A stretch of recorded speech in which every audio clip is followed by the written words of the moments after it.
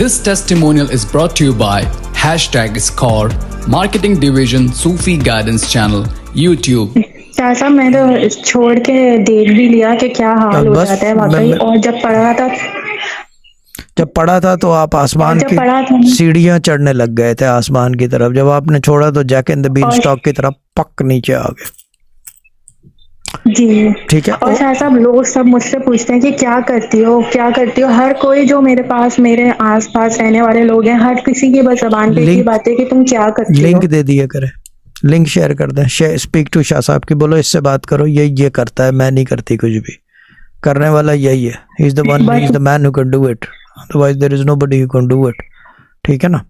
और बगैर कुछ लिए दिए। जी बट शाह साहब एक बात है, मैंने आज तक ना 5 साल हो गए, मैंने आज तक अपने हस्बैंड को बताया ही नहीं। वो भी समझ नहीं पाते कि ये सब कैसे और क्या हो जाता है। लेकिन मैं आप बता सकती हूँ? हाँ बता दें, कोई शर्म की बात ही नहीं है। ये फैमिली प्लेटफॉर्म है, सबके सामने ओपन है।